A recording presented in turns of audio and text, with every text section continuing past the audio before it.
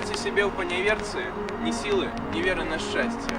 Здаецца, не зможаш памерці, калі маеш добрае сэрца для вылету з лопненасці. Я шчасце сваё параўнаю, хіба што з крыніцай турыстай. Не дам я выветрыць маю, закідаць асенняму лісту, яе не ўтаптаць у траву. Разбіце мне лепш галаву, чым вокны ў сэрцы агністых. Маёй сівізны халады спыніць мяне будуць не ў стане. Пройду праз жыццё маладым. Ты чуеш, зямля? Маладым! Пакуль маё сэрца не стане.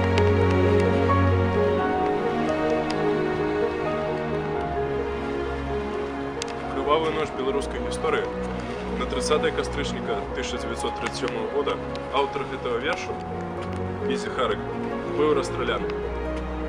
Гэты 41-гадовы мужчына быў аднім з тых 22 пісьменнікаў, што былі адданыя сваёй творчасці да самага канца, якія, не гледзячы на любыя пагрозы, заставаліся вернымі самім сабе. Беларуска-хабрэйскі пісьменнік напісаў гэты верш ва ўзросце 36 гадоў.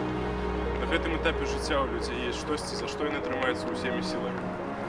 Сям'я, сябры, мары і надзеі. Дык няўжо яго заклік застаецца пустым?